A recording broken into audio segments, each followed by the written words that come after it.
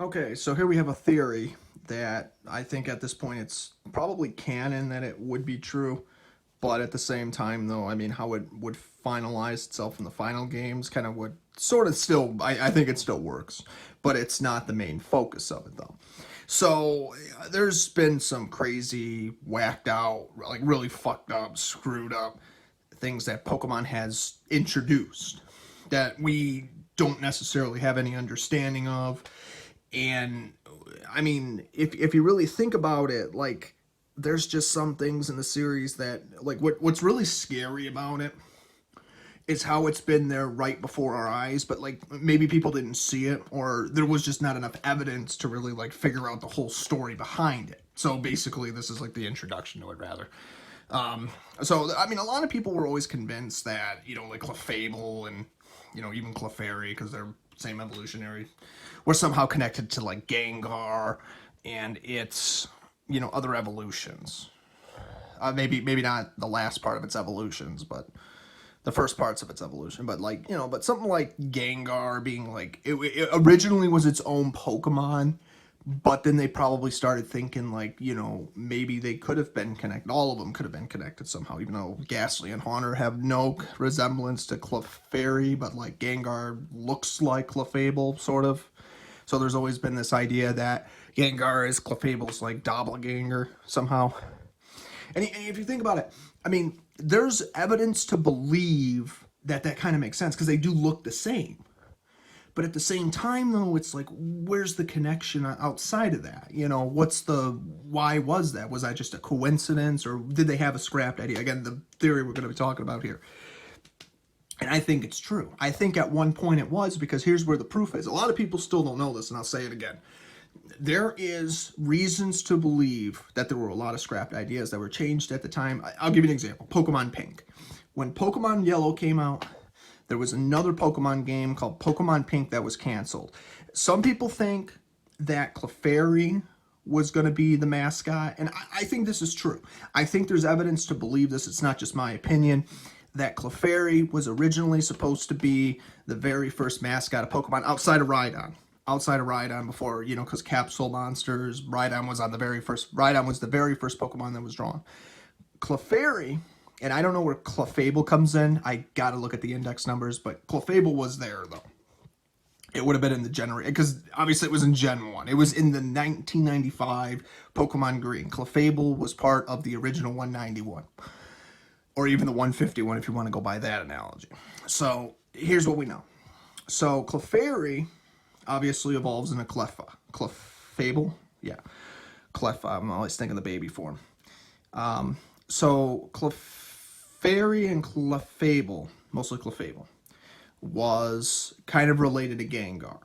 Now, how this story would have worked, maybe they once thought that your rival could have like Gengar or something like that. Maybe that's where they got the idea originally.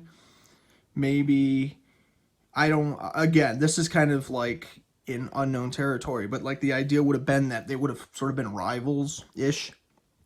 But at the same time, though, Clefairy's shadow broke away from it and it became its own Pokemon. But at some point, this could still work in the Pokemon games. I mean, you have, again, you have Pokemon that evolve and other Pokemon do the evolutionary types and all that. Or if you want to get into, like, radioactivity evolutions, like Eevee, for example, like a Thunderstone, But Gengar evolves through level, though. So, or through a trade. But it gets strong enough, it gets experience, But in this case, you could evolve it at any level as long as you have a Haunter or trade it that evolves. So I wouldn't be surprised that Haunter was supposed to be Clefairy's shadow or Clefable's. But it's interesting to think though that maybe at one point though they were supposed to be rivals. And they kind of still are in a way, even though their stats are a little bit different. Like I know Gengar's is a completely different. Like Gengar's got like it's a really hard, a really fast, and a really like special attacker. But at the same time though, like Clefairy's got like its abilities and everything, and even though it's not the strongest Pokemon, it still can be useful if you know how to train it. in some ways. Although, I mean, obviously you're not going to take out Gengar 100% with like Clefable. You probably will use something even stronger, like another psychic type. That, I mean, obviously you could take out Gengar very easily. Gengar still got its major weaknesses. Even its Mega Form's got its weaknesses. If you just know how to tank it very easily. But yeah, so basically it's kind of interesting to think like how many people don't know this. You know, we probably didn't even have enough proof at one point that it just looked like a scrapped idea, but when you really think about the designs and how close they were in the evolutionary, like the index numbers, Clefable looked a little bit different, but eventually in the end, and so did Gengar, but eventually in the final versions, they just decided, hey, you know, we might as well take these two Pokemon and turn them like side by side. They were rivals, but who knows, like, I mean, I don't really know like how Gengar would have worked. I mean, maybe you could have like caught it in the Pokemon Tower, because you could catch Ghastly. That's where you catch Ghastly and Haunter, for example. But where's Gengar? Obviously, you need to trade it. So maybe at the same time, though, they probably thought it would level up at one point and gain through experience, and then it would level up and evolve into Gengar. So it would look a little bit differently. So, but you know, but again, looking at the nature of it, and looking at its appearance, looking at where it was in the index numbers, looking at its opposite sides, it kind of makes a lot of sense. It's a yin and yang sort of. Clefable's like a very kind of like Chansey, but even though Chansey's a different Pokemon, it's very friendly, it's very protective, kind of like a Gardevoir. Will give up its life for its trainer, basically. Even though, or you can kind of think of it like mystery dungeons, like the first one. You know, even though Clefable wasn't the main story character, you know, you had Gardevoir was originally gave up its life because of a curse from a Ninetales. You were that trainer, and Gengar was basically the one Pokemon that was, you know, just going around playing pranks on people and dragging them into hell. But they don't say that in the Japanese version. They just say the underworld and everything. But it's the same story, though. You really don't have to think of it like that. You could still kind of visualize and say, okay, you know, Gengar's like basically an evil bastard, basically. And Clefable would have been the opposite. It would have been like an angel helping you out. Because again, if you really think about it, where did the Clefairies come from? From another planet, and they crash landed into the Earth with the crash into Mount Moon. That's where they basically. And a very, very sought after Pokemon, and yet they were so hard to find too. You know, there was a couple, like if you remember even in the games, if you talk to some of the characters, some of them were trying to find Clefairies. They couldn't find them. Same thing with Pikachu in the yellow version. There's that one girl in the Viridian Forest looking for Pikachu, because you can normally catch Pikachu there. Can't find him there. But you can find him in the power plant though, but not in yellow version though, because, you know, you only had one Pikachu, unless you traded it from the other. So getting Raichu was hard because you had to trade Raichu from the game, right? But basically, it probably would have been the same thing with Clefable and Clefairy. Clefairy would have been a harder Pokemon to get, basically. You would need, you know, you would probably need to trade it over, and it probably wouldn't evolve, chances are, to, you know, understandably. Unless they let you and they had like different versions, but you know. But it was very interesting. Clefairy, I would say the same thing with Clefable. The all the Pokemon they all had like different ideas, but they all, like, as time went on, they eventually put the ideas into the games and all that. So something like Gengar being like the opposite of Clefairy and Clefable, I wouldn't be surprised in the slightest. But I'm just trying to think, like, you know, would your rival have one? Probably, chances are. Maybe a little bit different. Instead of like an Eevee and Pikachu, it would have been, you would have a Gengar and a Clefable. You'd have a Clefable versus his. Because it's kind of interesting how that would even work. Like, your rival could sort of get one somehow, or maybe he caught one and now he's using it. But then again, what would a starter been? I don't know. You know, it would have been interesting to really see how that would have worked. But I wouldn't be surprised if Clefable was, you know, a doppelganger of Gengar, but at the same time, vice versa. I would really like to know, like, at the same time, how that story continues. Where does Gengar come from and go, you know? Is it just a dead Clefable? Or is it a... Or was it once a good Clefable and it turned into a bad Clefable? You know, sort of, ish. Or maybe not. Maybe in the world of Pokemon, because it's a fantasy, you know, and Gengar is like the supernatural, so this stuff can sort of work somehow. It could be like Gengar turned into Clefable's shadow and broke away from it and became its own Pokemon. It basically materialized. So meaning like, you know, because like even in real life, everything's made of energy. And we have proven, even with science, that we have seen some of the strangest things happen through like energy, evolution, and, you know, weird, just all sorts of weird things. So the concept of Gengar materializing and becoming its own being doesn't sound too far-fetched, even in a fantasy, especially Pokemon, where it's like a universal, they try to capitalize on universal realism. Because, like, again, so Satoshi Tajiri always stated that everything that we see in Pokemon is based on something. Gengar is a ghost type. Same thing with Ghastly, Haunter. And I mean, if you really want to get into it, you know, you could really argue, are they really real ghost Pokemon? As far as Ghastly, Gengar. I mean, it mentions, even though type-wise, but story-wise, this would be a little bit differently. Ghastly can engulf basically anything. Doesn't look like it, but it's a ghost. It doesn't look like it's that scary, but it's basically a bunch of gas with a big giant smiley face. You know, it's dead basically. So what Pokemon was Ghastly originally? Well, obviously it's just a gas, but it's interesting. Ghastly looks like it's adorable, but it's the sinister nature of, you know, it's an evil omen, an omen, or yeah, omen. It basically talking about how, you know, it's an evildoer basically. One way or another, Ghastly's got its own version, and Haunter, and then Gengar is basically just stalking you, kind of like Haunter.